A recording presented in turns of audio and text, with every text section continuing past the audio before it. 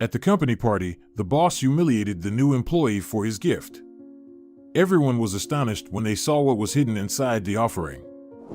Jorge, as he had many times in his relatively short professional career, stayed at work overtime again. Unlike his other colleagues, he loved his job and was ready not only to complete the tasks assigned to him, but also to stay late in the office.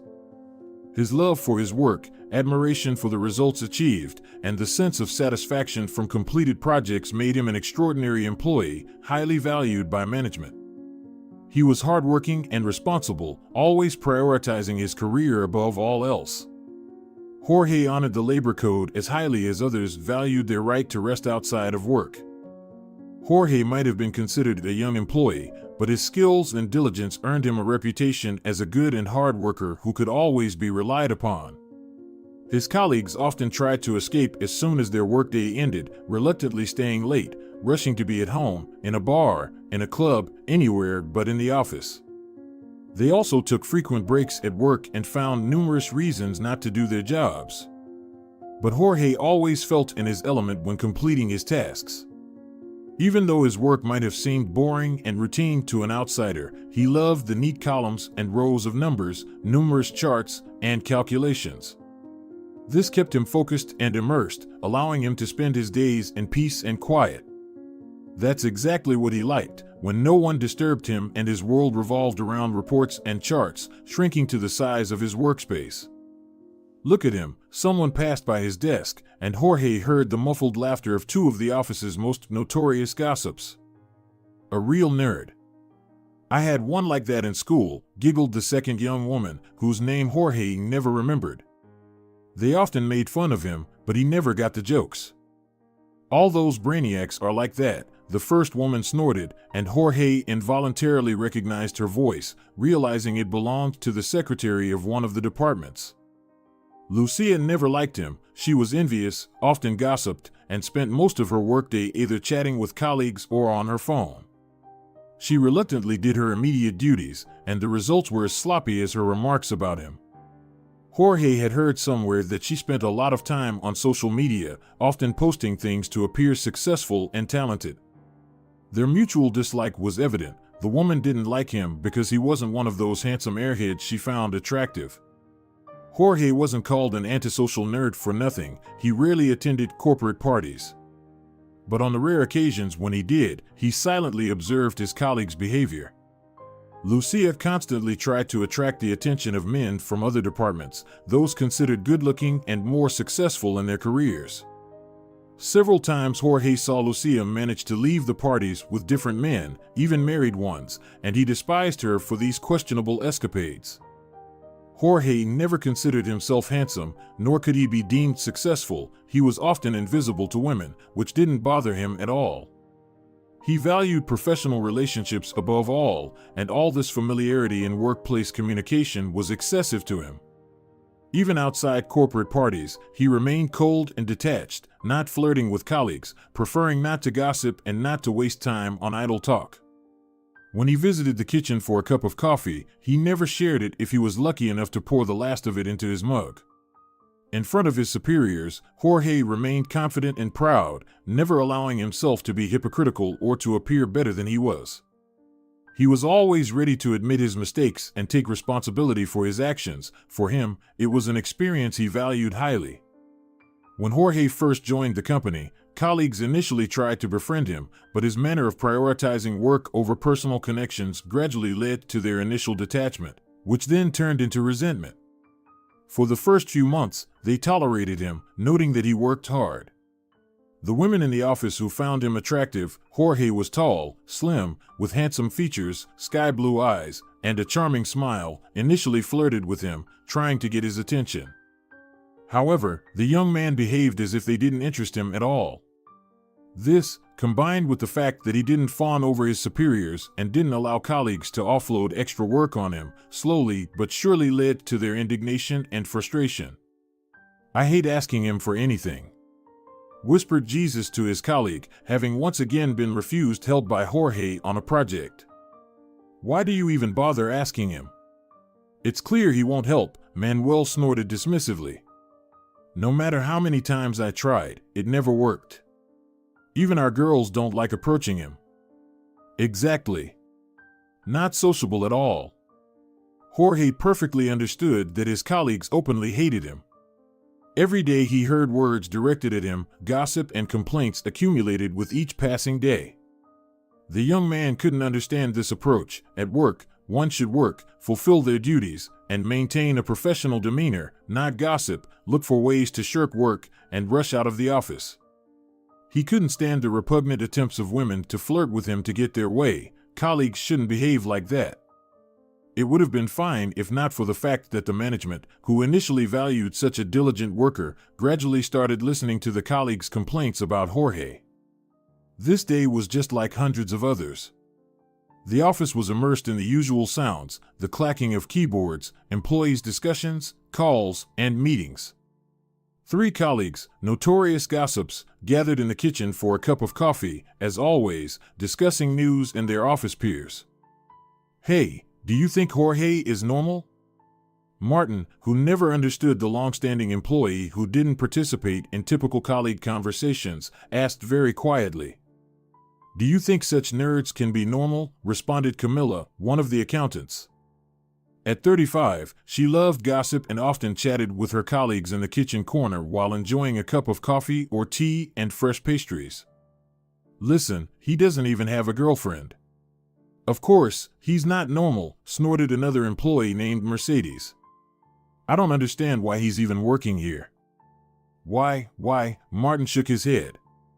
"Because he delivers good results." "Results aren't everything." Camille grimaced. "Workplace relationships should be good too. And he doesn't want to connect with anyone, which is really annoying. You can't even count on his help when you need something. Maybe we should force him to quit?" Mercedes thoughtfully twisted a lock of hair around her finger. "He won't leave. He's clearly satisfied with what he's doing. Haven't you noticed? He's often the first in the office and frequently the last to leave. He has no life, so he hangs around here all day." "Wait," Martin scratched his chin thoughtfully. "What if we do it differently?" "What do you mean?" "What are you thinking, Martin?" Mercedes squinted, realizing the man had something in mind. He peeked out from the kitchen corner to ensure no one else was around, then stepped closer to the women and spoke very quietly. "We can get rid of him. A bit of specific gossip, a few well-placed comments near the right people." Martin smiled. "And he won't be able to explain himself to the bosses." "I like this idea." Camille sipped coffee from her cup. "But what kind of gossip should we spread to get him fired?" Martin's smile widened. "Cecilia, the boss's secretary." "Oh, you've heard that Mr. Torres often locks himself in with her?" Mercedes giggled. "The old man has excellent taste," Martin nodded. "Gray hair and a young mistress, as my grandmother used to say," Camille shrugged. "Exactly. Everyone's heard that the boss is sleeping with his secretary. And how he hates it when other men approach her." Camille gasped. "And if Mr. Torres hears that Jorge flirted with Cecilia, he'll definitely want to fire the insolent guy." "Oh, you're a villain, Martin." "I love it." Mercedes playfully slapped the man on the shoulder. "Let's get to work, girls," Martin nodded to them. "You love to gossip with everyone, so go ahead. And make sure the rumors are juicy." The women exchanged smiles. That day, they gradually approached almost all their colleagues, whispering new, carefully crafted, though false, rumors about how Jorge flirted with Cecilia right under the boss's nose. "Daniela, darling, did you hear?" Mercedes relished spreading the rumors. "About what?" "About whom?" "Did something happen?" The girl widened her eyes, ready to hear new gossip about colleagues. "Jorge. Oh, I know him. Such a bore. It's impossible to even talk to him. He's always buried in his charts and reports. Or whatever he does. Can you imagine, he hit on Cecilia? No way? But she. Yes. Imagine what will happen if Mr. Torres hears about it. And you know, last weekend the boss and Cecilia were together in Madrid?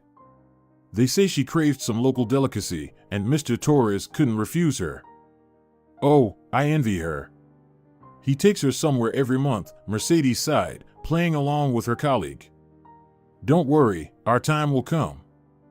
Oh, my boyfriend would never take me anywhere. Maybe just to visit relatives in the village. You can't imagine how boring it is there. Just farms and farmers, not a single club to dance in. Don't be discouraged, Mercedes. Everything will be fine, I'm sure of it. Well, at least Cecilia will have plenty of memories of beautiful places. She'll be able to tell her children about them. The women chatted about various topics for a while, and when Mercedes returned to her desk, she saw Martin giving her a promising look. At the same time, Camille was whispering with her colleagues, a few women who shared a large room and worked together every day, discussing the rumors Camille had dropped about Jorge. No way? Dolores, distracted from her report, stared at Camille. Jorge? But he's not a looker. Exactly. I've seen him walk Cecilia home several times after work.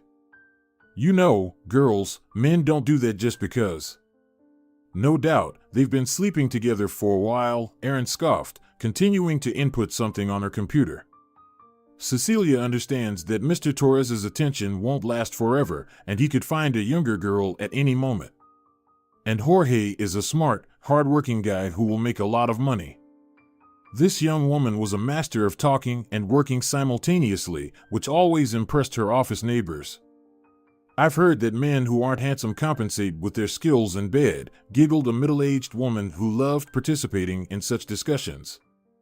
Florence, are you speaking from personal experience, or what? Camille smirked. The woman didn't answer, playfully smiling. Oh, you naughty girl.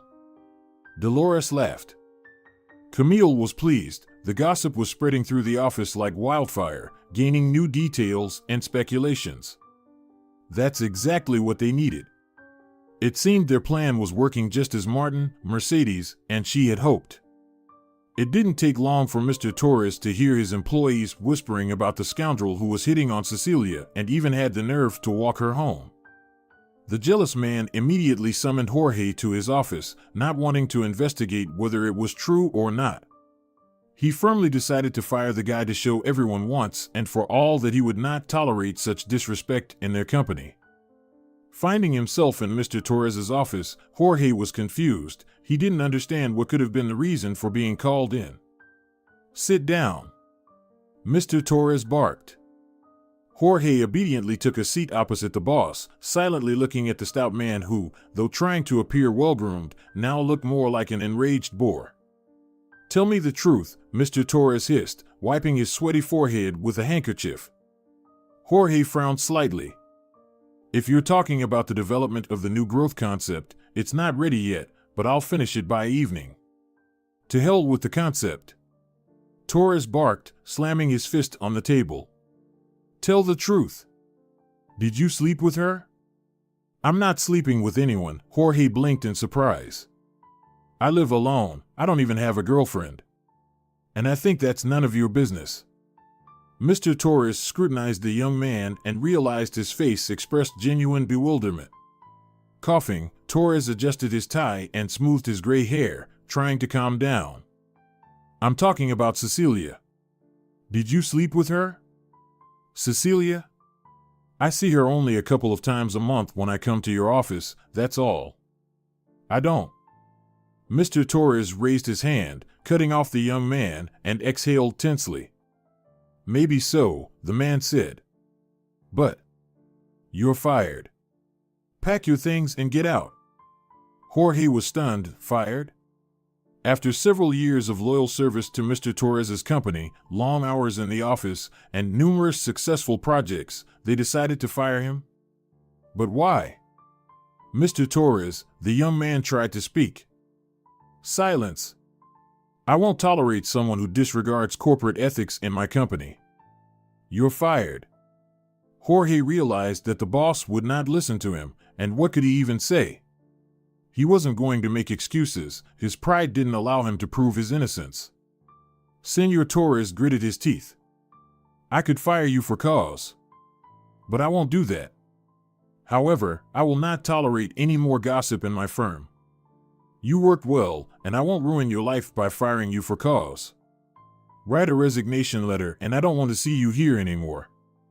Jorge silently left and headed to his workplace to gather his few belongings and write the letter, as well as send his work to colleagues who could take over the projects, even though they had previously tried to dump all the work on him.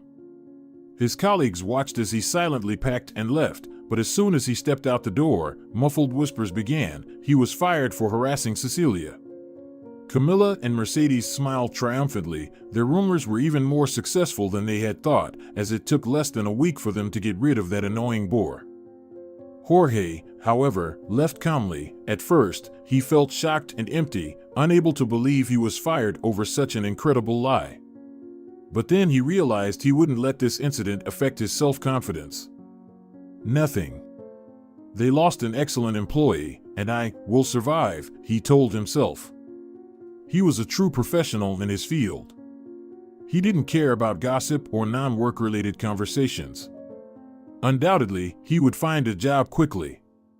After all, even while working for Senor Torres, he periodically received interview invitations from other companies and was often offered a much higher salary. Jorge didn't accept these offers because he was a loyal employee, but now nothing was stopping him. If he didn't want to change anything before, now life itself had pushed him towards transformation. Walking home along the road he had long been accustomed to, he thought he would miss it. I've stayed here too long. It's time to change something, but I'm ready for new achievements, whatever life brings me, he convinced himself, smiling. After several years of hard work, he had saved a decent amount. He spent little and earned quite well. An unexpected thought even made him stop, thoughtfully looking at an advertisement poster showing a sunlit beach with a can of some drink beautifully arranged in the sand under the shade of a palm tree, covered in droplets of moisture. Why not take advantage of this sudden opportunity, he mumbled to himself. I haven't been on vacation for so long. Maybe go to the sea? Or to the islands? It would be great to relax and recharge. Upon reaching home, Jorge immediately sat down at his computer and began looking for a suitable vacation spot. After sifting through many different paradisiacal places where he could rest before looking for a new job, he settled on the incredibly beautiful and exotic Bali.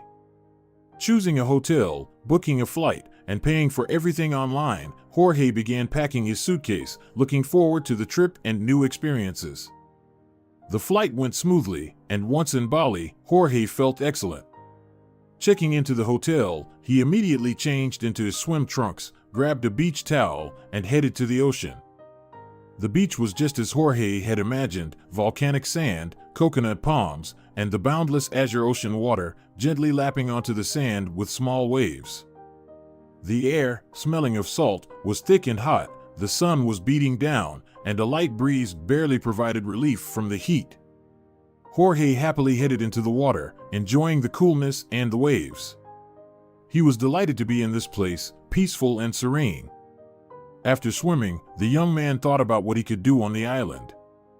He didn't feel like sunbathing in such heat, and for a while, he sat watching the tourists splashing in the water and the novice surfers enjoying the low waves. Jorge realized he wanted to do something interesting and educational, not just lazily lying in the shade or swimming in the ocean. His eyes fell on a poster announcing a tour to the island of Sumbawa. Long ago, he had dreamed of visiting there, surfing, and scuba diving. Sumbawa wasn't particularly popular among tourists, but Jorge knew he could see unique natural landscapes there and dive in the ocean among whale sharks. Now he could fulfill his long-held dream. And escaping the heat of Bali would be a good idea. Calling the number on the poster, the young man signed up for a 3-day tour, luckily securing the last spot on the plane that would take the group to Sumbawa that same day.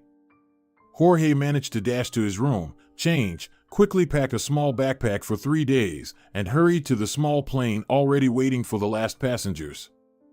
The young man looked at the people anticipating 3 days of adventure and couldn't help but be happy to be among them. The packed tour schedule included not only diving with whale sharks to observe these magnificent giant creatures feeding on plankton, small fish, and crustaceans. The tour also offered exploring the underwater world around the islands of Moyo and Satanda, descending into the crater of an actual volcano, visiting untouched beaches and tiny islands in the ocean, and seeing a unique waterfall in the depths of Moyo Island. All this, and much more, seemed like a fantastic way to spend time, and Jorge completely understood the excitement of his tour companions. Most of all, people liked the opportunity to leave Bali, where incredibly humid and hot weather had persisted for several weeks. Therefore, tourists eagerly took the chance to change their surroundings and at least temporarily forget about the difficulties caused by the weather during their vacation. As soon as the plane landed and the tour passengers disembarked, Jorge noted the stunning landscapes surrounding Sumbawa Besar. The tour operator seated the group in a vehicle, and while they drove, the young man admired the nature outside the window. They were taken to a port where they boarded a speedboat to Moyo Island, and Jorge enjoyed every minute of the journey. Despite the early evening, the journey filled with impressions exhausted the young man, and when they checked into the hotel, he felt tired and incredibly hungry. He had enough energy only to grab a bite in a local restaurant and return to the hotel, where he collapsed on the bed and immediately fell asleep, not forgetting to set the alarm for 3 a.m, as his first adventure was to start at the crack of dawn. Waking up to the chirping alarm, the rested and refreshed young man quickly got ready and headed for the long-awaited excursion, where they would swim with whale sharks.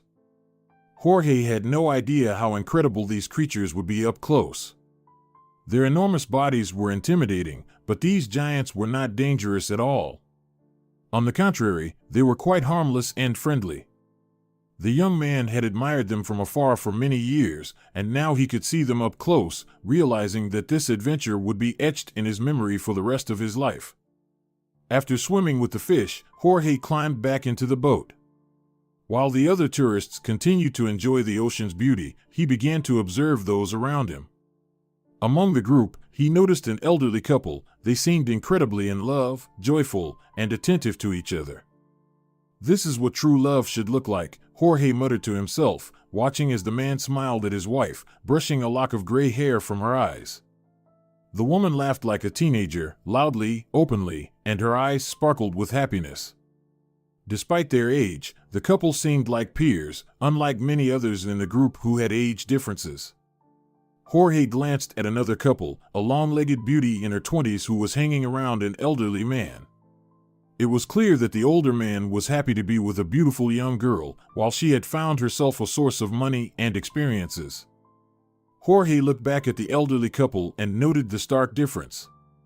The couple, though not young, were well-groomed and clearly took care of themselves. Both the man and his wife were fit and tanned. Their beauty was enhanced by the love and tenderness with which they interacted.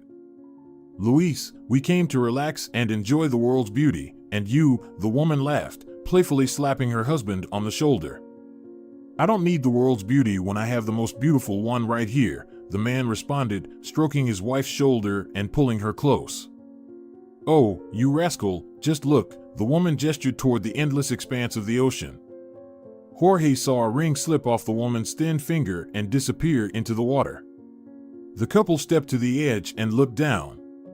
The woman sighed in disappointment. "Oh, God," she said.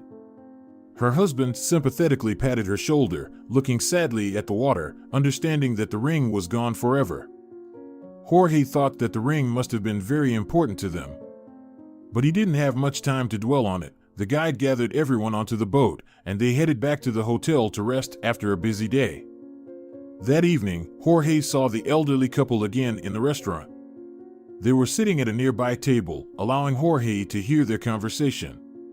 To his surprise, the woman was still very upset about losing the ring. "But how, Luis? It was your gift. How can I forget it?" the woman lamented. "You gave it to me over 40 years ago when we were poor students.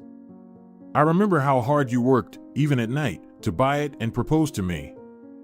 "Don't worry, my love," the man replied with a smile. "I can buy you any diamond, as many rings as you want to replace the lost one. Just don't be upset." "How can you not understand, Luis? I don't need other rings. I need that one because it symbolizes the love you brought into my life. I wanted to pass it on to our granddaughter when she grows up. I hoped it would protect her so she could grow up and find a love as strong and immense as ours. Jorge listened thoughtfully, eating his dinner.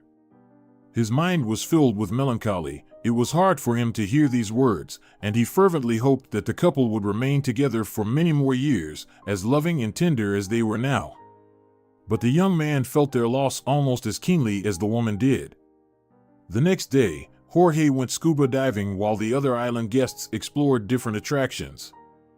He loved swimming with whale sharks so much that he wanted to spend another day in the ocean, this time exploring the rich reefs and the fish living among them. Diving with a group of fellow adventurers, he enjoyed the slow swim among the coral reefs, attracting the attention of numerous marine creatures. He had never seen such a rich underwater world, and he felt like a child when a colorful fish, daringly, swam close to him, allowing him to admire its bright colors and shiny bead-like eyes. Jorge was swimming, enjoying this pastime, when he suddenly noticed a glint on the seabed. Intrigued, he dived deeper and discovered a small, beautiful shell with a ring caught on its edge. Immediately, he remembered the elderly couple from the day before who had lost a wedding ring in these waters. But how could it be? Looking at the simple ring with a small diamond, he knew he had to find the couple and return it. They would surely be thrilled to get the ring back. However, when he returned to the hotel, he realized finding the couple would be impossible. They had already checked out and left no contact information. They had paid in cash and likely flew off to other places or returned home. Jorge was saddened but didn't dwell on it too much, keeping the ring as a reminder that there were still people capable of genuine love. Jorge wasn't in a hurry to go home. His finances allowed him to enjoy exotic places for a long time. So, he decided to stay in Bali for several months. Every day he swam in the ocean, dived in search of new, unseen fish, got into surfing, and even started learning to play a musical instrument. The local guys, whom he befriended on one of his evening walks, were happy to help him with this, and he often spent his evenings surrounded by new friends, playing tunes on the angklung. This musical instrument, though initially seeming simple, turned out to be much more complex. Jorge was embarrassed by the laughter of his new friends, but gradually, as they taught him to play more confidently, he began to feel free and unafraid of challenges. There was something renewing about this extended trip. Jorge understood that when he returned home, he would never be the same. He became more friendly, open to communication, and more at ease interacting with both familiar and unfamiliar people. While staying in Bali, he often struck up conversations with fishermen, listening with admiration to all sorts of stories, from local legends to incredible events that these people had witnessed. The evenings spent with the locals left a lasting impression on him, and he knew he would miss these heartfelt conversations, jokes, laughter, and the musical performances that had become dear to him. But nothing lasts forever, and Jorge decided it was time to return home. As soon as the tanned, now athletic young man arrived back in his homeland, he noticed an increased attention from women. Girls who had once passed by him indifferently now couldn't take their eyes off him. Smiling back at the flirts, Jorge promised himself to start his life anew and live as he had learned to live in Bali. Despite a long break after his resignation, he easily found a new job.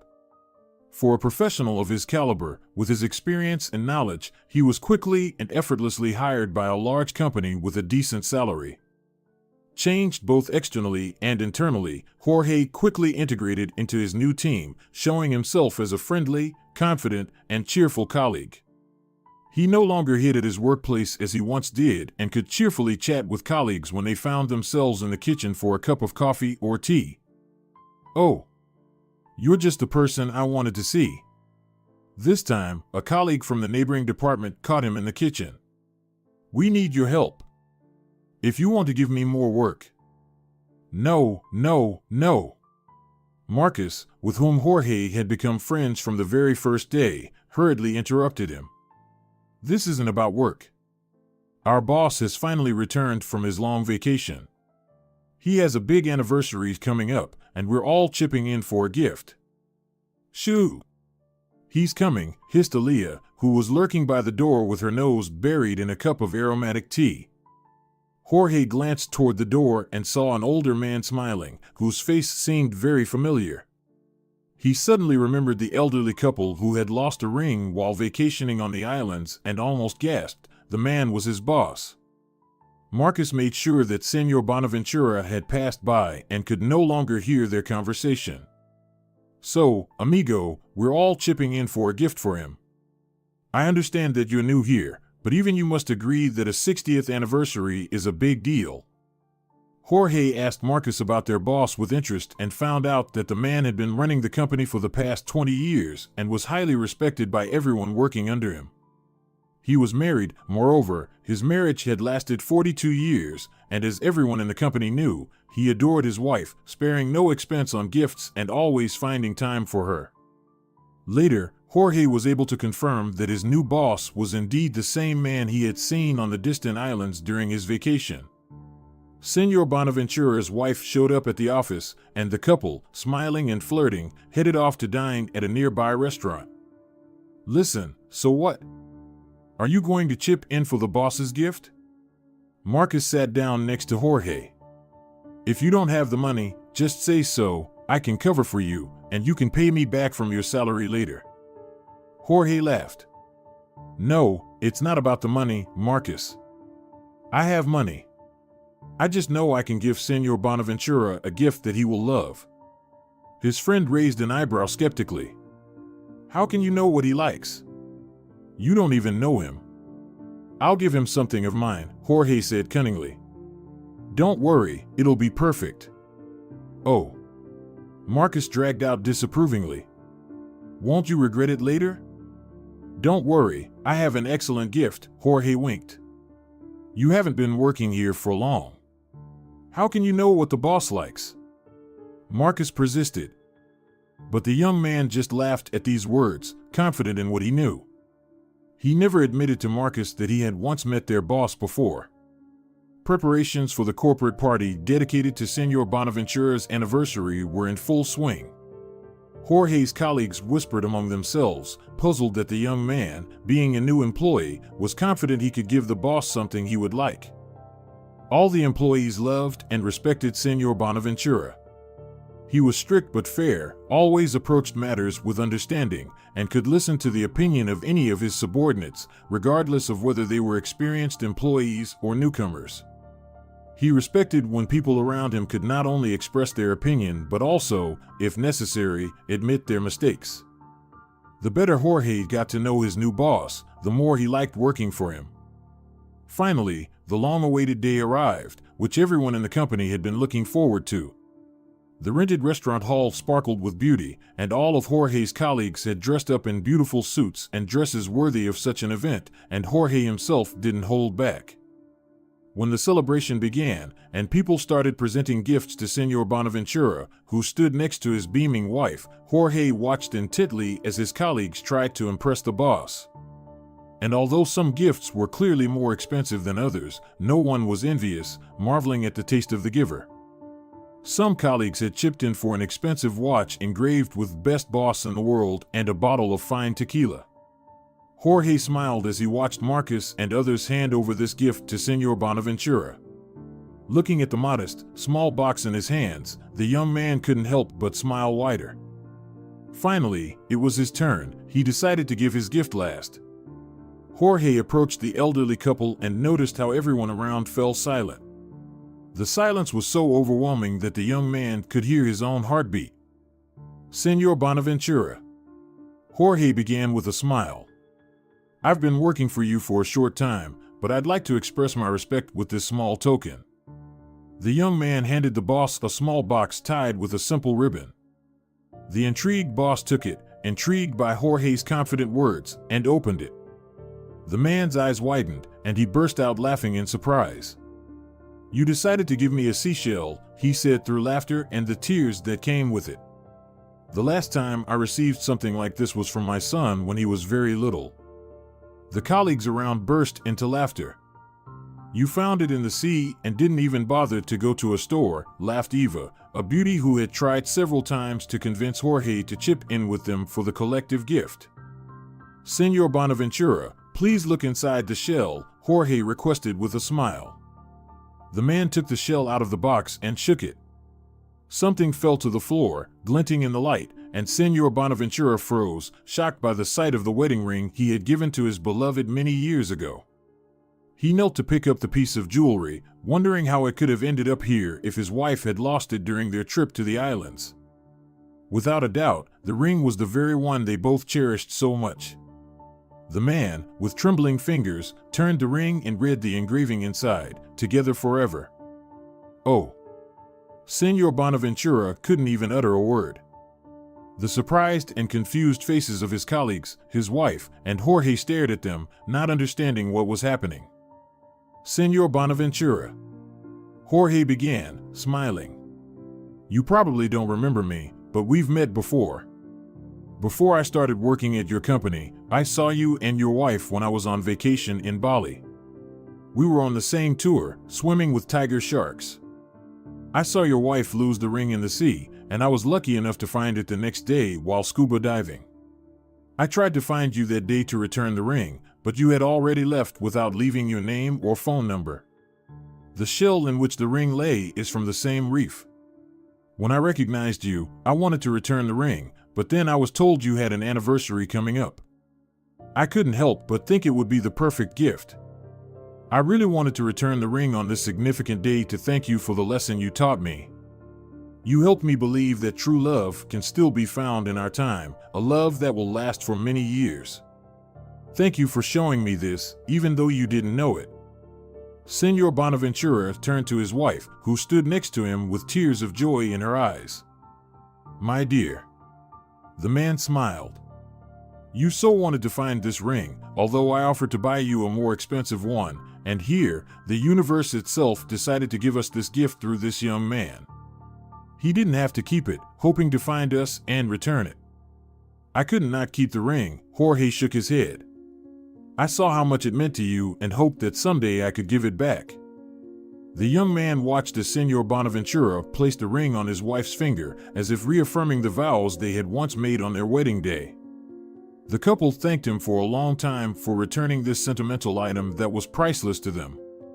And the story of how the ring was returned to its owner filled the elderly couple with admiration. The ring was even more special now, as even the ocean couldn't take it away. 6 months had passed since that anniversary. Jorge arrived at the office half an hour earlier than usual to calmly drink his coffee and finish a report. He went to the kitchen corner, turned on the coffee machine, and turned to the window. He was reflecting on his life and how everything had worked out perfectly.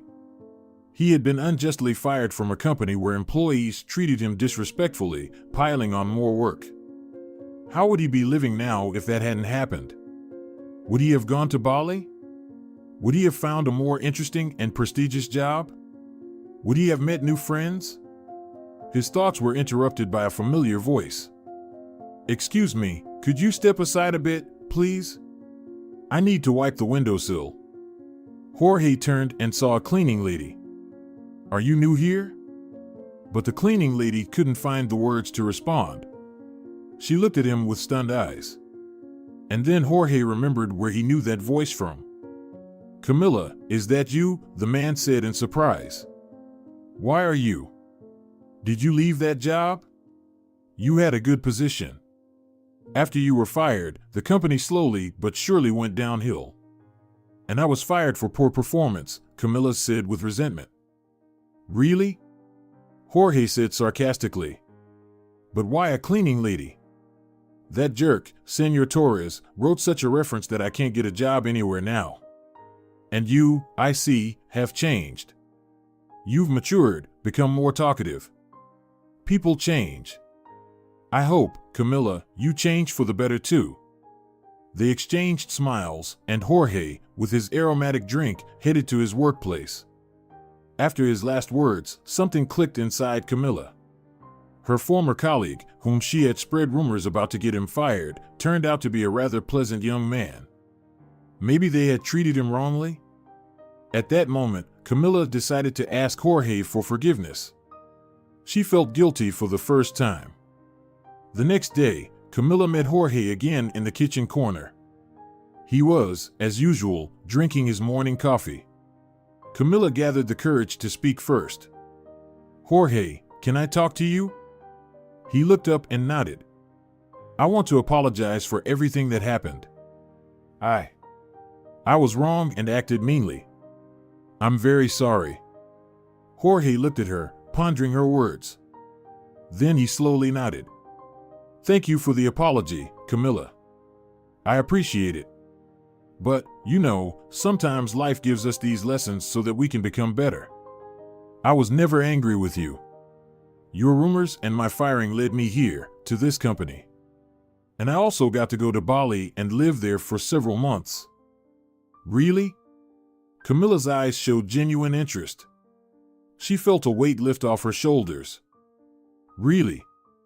Tell me about your trip. I would also like to change my life and become better." Jorge smiled. "How about I tell you after work?" "Deal." The girl extended her hand. Since then, their relationship began to improve. Camilla found a friend and mentor in Jorge, who helped her find a new direction in life. She was no longer the envious colleague, but a confident woman ready to help others. Several more months passed.